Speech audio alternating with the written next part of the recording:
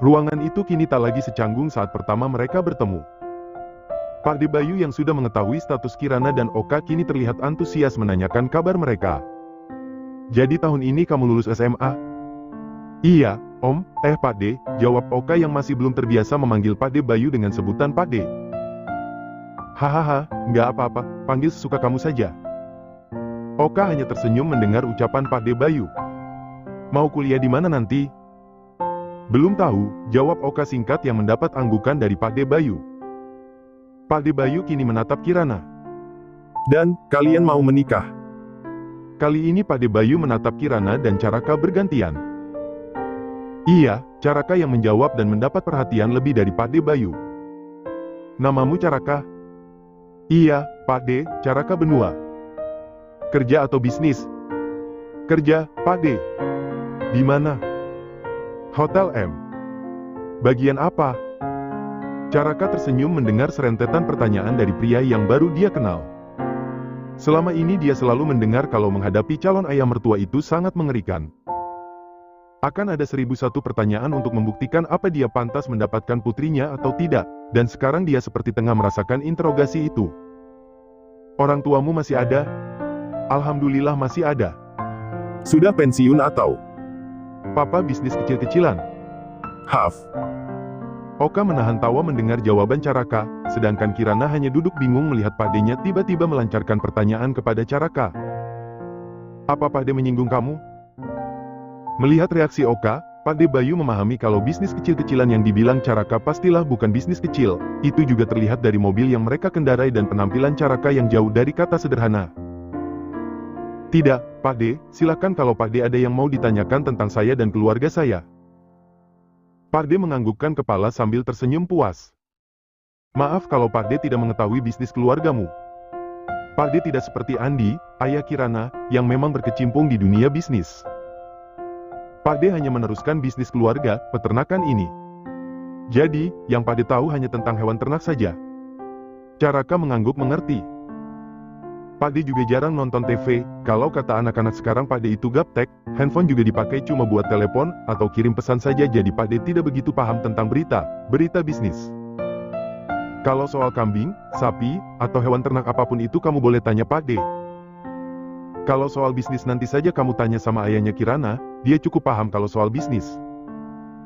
Caraka tersenyum dan kembali mengangguk mengerti. "Jadi kapan kalian akan menikah?" "Kami masih menunggu ayah Kirana." Pak De Bayu mengangkat alisnya, kemudian mengangguk mengerti. "Karena itu saya mencari ayah untuk meminta restu sekaligus memintanya menjadi wali nikah saya dan Caraka nanti." Pak De Bayu menatap Kirana kemudian tersenyum sambil mengangguk-angguk. "Kalau ayah tidak bersedia, saya yang akan menikahkan kakak saya." Pak De Bayu kembali menatap Oka, dia bisa melihat kekecewaan di mata keponakannya itu, membuatnya tersenyum karena sangat memaklumi kemarahan dan kekecewaannya mereka. "Ayahmu pasti akan dengan senang hati menjadi wali nikah kakakmu. Selama ini ayah kalian selalu dihantui rasa bersalah." "Merasa bersalah kenapa?" Oka bertanya dengan wajah dingin. "Karena meninggalkan kami? Atau karena tidak pernah mencari kami selama ini?" Pak De Bayu hanya terdiam membiarkan Oka mengeluarkan amarahnya. "Kami masih tinggal di Indonesia kok, bukan di Antartika atau Mars hingga tak bisa dijangkau." "Oka," Kirana menyentuh tangan Oka berusaha memperingatinya karena bagaimanapun Pak De Bayu bukan orang yang tepat untuk menerima kekecewaan mereka. "Tidak apa-apa, Pak De paham kalau kalian marah dan kecewa, Pak De pun tidak bisa memberi pembelaan apa-apa, semuanya biar ayahmu yang menjelaskannya nanti." Oka menghela napas masih terlihat kesal. "Kapan ayah pulang dari Singapura?" "Rencananya lusa ayah dan eyangmu pulang dari Singapura, tapi nanti biar Pak De tanyakan apa dia bisa pulang besok agar secepatnya bisa bertemu dengan kalian." Kirana mengangguk, dia kembali menatap Pak De Bayu ketika mengingat sesuatu. "Apa Bi ikut bersama ayah ke Singapura?" "Bi?" Pak De Bayu mengerutkan alisnya terlihat bingung. "Bi, Sagita Bentari, adik saya." Kirana menatap Pak De Bayu penuh harap. "Ah." Pak De Bayu menepuk tangannya sambil tertawa. "Pak De hampir lupa kalau adikmu itu dulunya namanya Sagita." "Dulu?" Kirana terlihat bingung dengan alis berkerut menatap Pak De Bayu yang mengangguk-anggukan kepala. "Iya, Ketika baru datang ke sini, adikmu itu sering menangis memanggil kamu juga mamahmu, hingga jatuh sakit cukup parah dan harus dirawat. Hati Kirana bergetar mengingat Bi yang hari itu berteriak memanggilnya. Namun eyangmu itu cukup percaya mitos, beliau mengatakan kalau nama Sagita tidak cocok makanya adikmu sering sakit-sakitan dan rewel, hingga akhirnya kami memutuskan mengganti namanya. Kirana sering mendengar ibu-ibu ketika membicarakan bayi yang sering sakit mereka akan mengatakan namanya tidak cocok atau namanya terlalu berat jadi harus ganti nama. Dia tak percaya kalau sekarang adiknya sendiri mengalami hal itu. Entah kebetulan atau tidak setelah berganti nama adikmu jadi jarang sakit. Mungkin selain karena masih sangat kecil hingga dia mudah beradaptasi walau awalnya sulit, ditambah dia juga menemukan sosok seorang ibu dari seseorang, hingga akhirnya perlahan dia mulai menerima dan terbiasa dengan kami. Kirana menghela napas karena mengetahui arti sebenarnya dari kalimat menerima dan terbiasa dengan kami, yang diucapkan Pak De Bayu. Maksud Pak De, Bi telah melupakanku dan Mamah, dan menganggap kalian adalah keluarganya sendiri. Pak De Bayu terdiam menatap Kirana sebelum akhirnya walau ragu dia menganggukkan kepala. Saat itu adikmu masih kecil, kalau tidak salah belum 4 tahun kan? Jadi jangan salahkan adikmu kalau dia melupakan kalian karena dia masih terlalu kecil untuk mengingat. Kirana terdiam kemudian mengangguk, walaupun dia ingin memuntahkan semua kekecewaannya bukan karena Bi melupakannya. Bukan. Kirana sangat bisa memaklumi itu karena memang umur Bi yang masih sangat kecil, tapi yang dia tidak mengerti kenapa ayahnya diam saja. Kenapa ayahnya tidak memberitahu Bi ketika beranjak dewasa, di mana dia bisa mulai mengerti dan paham, kalau Bi masih memiliki ibu dan kakak kandung. Pak De Bayu bukanlah orang yang tepat untuk dia tanya mengenai itu, jadi dia akan menyimpan pertanyaan-pertanyaan itu nanti ketika dia bertemu dengan ayahnya. Apa Bi juga tidak mengingat namanya dulu?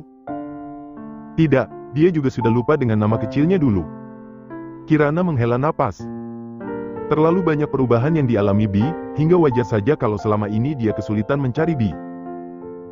Awalnya dia kesulitan membiasakan diri dengan nama barunya, tapi lama-kelamaan dia menjadi terbiasa dan mulai melupakan nama masa lalunya. Jangan bilang kalau akte lahirnya pun diubah. Kali ini Oka yang bertanya.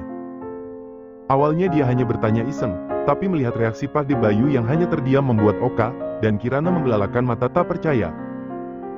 Kalian mengubah akte lahirnya juga? Walaupun berat Pak De Bayu menganggukkan kepala. Setelah ayahmu menikah lagi, mereka mengubah semuanya termasuk akte lahir. Mengubah semuanya? Jangan bilang kalau nama mama pun diubah. Pak De Bayu hanya terdiam membuat Kirana terbelalak tak percaya. Kalian mengganti istri barunya ayah sebagai ibu kandung Bi? Astagfirullahalazim. Kirana tak bisa lagi menahan kekecewaannya, dadanya merasa sesak membayangkan kesakitan yang harus dirasakan ibunya nanti ketika mengetahui bahkan namanya pun tak tercatat di akte kelahiran putri yang dia lahirkan dengan bertarung nyawa. Kami memutuskan mengubahnya agar adikmu tidak merasa bingung, karena dia telah menganggap istri baru ayahmu sebagai ibunya. Alasan yang tidak masuk akal. Pekik Kirana. Dia sudah tidak bisa menahan emosinya lagi.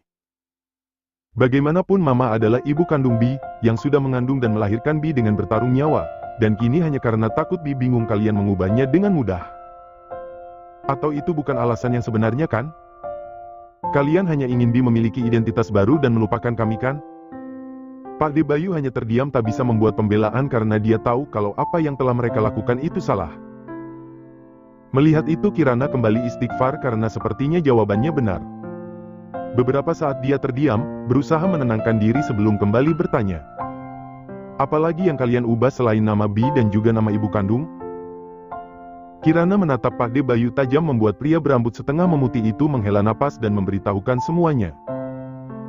Tanggal lahir, jawab Pak De Bayu membuat Kirana, Oka dan Caraka membelalak tak percaya. Ayahmu bilang kalau adikmu lahir setelah maghrib, sedangkan menurut perhitungan orang tua dulu jika melewati asyar maka sudah dianggap pergantian hari, maka dari itu eyangmu mengubahnya ketika membuat akte baru. Ini, bukankah penipuan? Bagaimana bisa membuat akte lahir seperti itu? Oka tak percaya dengan apa yang baru saja didengarnya. Dulu membuat dokumen sesuai yang kita inginkan itu sangat mudah. Hanya perlu orang dalam dan uang, maka semua selesai. Oka menganga tak percaya mendengar penjelasan Pak De Bayu. Ayah setuju dengan perubahan akte itu? Kirana bertanya mencoba mencari secercah harapan kalau ayahnya tidaklah seberengsek itu, dan semua itu akhirnya terjawab. Tidak, ayahmu tidak mengetahui tentang perubahan akte adikmu karena eyangmu lah yang membuatnya dan itu tanpa sepengetahuan ayahmu. Ayahmu sangat marah ketika mengetahui perihal akte baru adikmu, tapi semuanya sudah terjadi, ayahmu tidak bisa berbuat apa-apa lagi. Setelah kejadian itu, ayahmu memutuskan pindah ke Surabaya dengan keluarga barunya, agar terbebas dari eyangmu yang selalu ikut campur. Bahkan hubungan mereka sempat renggang beberapa waktu sebelum akhirnya mereka bisa kembali berdamai. Kirana bisa sedikit bernapas lega mengetahui kalau bukan ayahnya otak di balik perubahan akte B. Memang semua terkesan tak masuk akal, tapi 20 tahun lalu semuanya menjadi mungkin ketika semuanya bisa dibeli dengan uang. Mungkin kalau hanya mengganti nama di akte saja Kirana tidak akan sekecewa ini, tapi bahkan nama ibu kandung dan tanggal lahir pun ikut diubah. Itu keterlaluan. Tanggal lahir? Kirana mengerutkan kening mengingat sesuatu. Tadi Pak De bilang tanggal lahir Bi diubah. Iya, karena menurut kepercayaan orang Jawa dulu setelah Asyar itu sudah pergantian hari. Kalau begitu, Bi lahir tanggal 22 Juni jadi sekarang di aknya tertulis, tanggal 23 Juni. Pak De Bayu menganggukkan kepala, membuat jantung Kirana tiba-tiba berdetak kencang mengingat laporan yang dia terima dari Siska. Anggi Santoso, lahir di Surabaya, tanggal 23 Juni tahun 1999. Siapa nama Bi sekarang? Kirana bertanya dengan penuh harap kalau nama Bi yang sekarang bukanlah seperti yang dia pikirkan. Namun harapannya kandas ketika Pak De Bayu menjawab pertanyaannya. Anggi Santoso, itu nama adikmu sekarang. Seketika Kirana benar-benar merasa dunianya jungkir balik mengetahui kalau perempuan yang beberapa kali dia temui, beberapa kali pula mereka saling sindir, dan beberapa hari lalu berhasil dia bungkam mulutnya adalah Bi, adik yang selama ini dia cari, dia rindukan, yang namanya selalu hadir dalam doa-doanya. Perjalanan pulang dilewatkan dengan diam, tak ada satupun yang membuka suara. Di luar lembayung menghiasi langit kota Surabaya. Tadi kami berada cukup lama di Pacet, lebih tepatnya Mojokerto karena Pak De Bayu memaksa kami ikut ke rumahnya di Mojokerto, untuk mengenalkan Bude Ani, istri Pak De Bayu, seorang perempuan berhijab yang menyambut kami dengan ramah. Tapi sayang aku tak bisa bertemu sepupu-sepupuku karena mereka sedang tidak ada rumah Pak De Bayu yang megah. Ya, di balik penampilan sederhana Pak De Bayu dan istrinya, rumah mereka jauh dari kata sederhana. Rumahnya besar dan megah lengkap dengan fasilitas mewah dan beberapa asisten rumah tangga yang langsung sibuk ketika Bude Ani menginstruksikan mereka untuk menyiapkan makan untuk kami. Kami berada di rumah Pak De sampai jam 4:30 sore dan memutuskan kembali pulang ke Surabaya sebelum malam. Pak De Bayu terlihat antusias menanyakan keadaan kami selama ini, banyak yang dia tanyakan. Tapi baik aku maupun Oka hanya menjawab sekadarnya saja, karena kami masih terkejut dengan apa yang baru kami dengar tentang Bi atau Anggi. Aku menatap jalanan dengan pikiran yang berkecamuk, masih terkejut dengan kenyataan yang baru saja aku ketahui. Kini semua menjadi masuk akal ketika aku tak bisa menemukan jejak Bi dimanapun, bahkan ketika aku sudah bisa menebak kalau ayah adalah Andi Santoso, aku masih tidak bisa menemukan Bi. Karena itulah aku sempat ragu dan akhirnya keraguanku semakin diperkuat oleh identitas Anggi Santoso yang berhasil ditemukan oleh Siska, yang ternyata sudah diubah sedemikian rupa oleh kakekku sendiri. Tadinya Pak De Bayu mau menghubungi Bu Mayang juga Anggi untuk memberitahu perihal aku dan Oka, tapi aku melarangnya. Bukan tanpa alasan aku melarang Pak De Bayu memberitahu mereka tentang aku dan Oka, tapi mengingat selama 20 tahun ini Bi telah didoktrin sebagai Anggi Santoso, putri tunggal dari Andi Santoso dan Mayang Wicaksono, maka tak bisa kubayangkan akan seterkejut apa Bi seandainya mengetahui kalau dia adalah Sagita Bentari, putri dari Randi Prasetyo dan Mega Puspitaningrum, adik dari Kirana Az-Zahra yang selama ini dia anggap sebagai saingan. Yang pasti Anggi atau Bi akan sulit menerimanya. Ini bukan hal sepele yang bisa diselesaikan dengan hanya mengangkat telepon dan menceritakan semuanya seolah memberitahu kabar tentang teman yang sudah lama tak bertemu. 20 tahun bukan waktu yang singkat, di mana dia tumbuh dengan doktrin sebagai putri tunggal dari perempuan yang ternyata bukan ibu kandungnya. Mungkin itu akan sama pengaruhnya dengan seseorang yang diadopsi dari kecil dan setelah dewasa dia diberitahu kalau sebetulnya dia hanyalah anak angkat, akan sulit menerima kenyataan itu, bahkan mungkin dia akan terpuruk. Karena itulah aku memutuskan untuk berbicara dulu dengan ayah, meminta ayah menjelaskan sendiri kepada Bi, dan setelah dia dirasa siap menerima kenyataan, barulah aku akan menemuinya sebagai seorang kakak, bukan saingan yang selama ini dia pikirkan. Aku tersentak dari lamunan, terkejut ketika seseorang menggenggam tanganku, tapi sejurus kemudian aku tersenyum ketika melihat Caraka yang tersenyum sambil menautkan jari-jari kami. Kusandarkan kepalaku di bahu pria yang juga pasti terkejut mengetahui kebenaran hari ini. "Kamu tidak apa-apa?" Caraka bertanya membuatku tersenyum. "Apa menurutmu setelah mengetahui kebenaran itu, aku akan baik-baik saja?" Caraka ikut tersenyum. "Ini gila," pekik Oka dari kursi depan samping Pak Supri. "Jadi ayah kandung kita sebetulnya adalah pengusaha sukses dan kakak mengenalnya?" Oka menengok ke kursi belakang di mana aku dan Caraka berada. "Iya, aku mengenalnya." "Apa dia benar-benar pengusaha sukses?" Oka bertanya yang mendapat anggukan dari Caraka, membuat Oka mendengus. "Aku pikir selama ini ayah tidak mencari kita karena dia kesusahan, tapi ternyata dia memang tidak niat saja mencari kita." Ada kekecewaan dari suara Oka, dan bisa ku maklum karena aku pun pernah memiliki pemikiran yang sama. "Bagaimana dengan Kak Bi? Apa Kakang pernah bertemu dengan Kak Bi?" Caraka menatapku yang ku jawab hanya dengan senyuman. Terlalu pelik memang hubungan antara kami bertiga, aku tak tahu apa tanggapan Oka dan Mama seandainya mereka mengetahui hubungan antara Caraka dan Anggi dulu. "Iya, pernah beberapa kali bertemu," jawab Caraka membuat Oka semakin penasaran, tubuhnya kini setengah berbalik ke belakang. "Bagaimana dia? Apa dia seperti Teteh? Pasti lebih cantik kan, Kang? Aku harap dia tidak menyebalkan seperti Teteh, hihihi." Aku hanya mendengus mendengar Oka yang penasaran dengan sosok Bi, kakak yang belum pernah dia temui. "Kamu punya medsos kan? Dia cukup terkenal, kamu bisa mencarinya di medsos." "Beneran dia terkenal?" Caraka hanya mengangguk sebagai jawaban. Dengan semangat Oka mulai membuka media sosialnya, dan mulai berselancar mencari akun Anggi. Berbeda denganku yang kembali terdiam, pikiranku melayang kepada Anggi dan perasaannya kepada pria yang kini tangannya merangkulku. "Kamu tidak sedang berpikir untuk meninggalkanku karena dia kan?" Aku tersenyum mendengar pertanyaannya, kedua tanganku kini memeluk pinggang Caraka dengan kepala bersandar di dadanya yang bidang. Di dongeng, Cinderella tidak melepaskan pangeran untuk adiknya maupun perempuan lain. "Jadi kenapa aku harus melepaskanmu demi adikku?" Caraka tersenyum, tangannya semakin mendekapku erat. Aku bisa mendengar helaan napas lega ketika dia mendengar jawabanku. "Walau aku tahu bagaimana perasaannya padamu, tapi aku tak bisa mengalah begitu saja dengan mengorbankan perasaan kita berdua. Beda ceritanya kalau kamu juga menyukainya maka aku akan mengalah, tapi saat ini dia yang harus mengalah dan mulai belajar untuk menerima kenyataan kalau tidak semua yang dia inginkan bisa dia miliki. Untuk saat ini sepertinya dia harus belajar menerima kenyataan tentang identitasnya dulu." Aku menghela napas karena tahu yang diucapkan Caraka itu benar.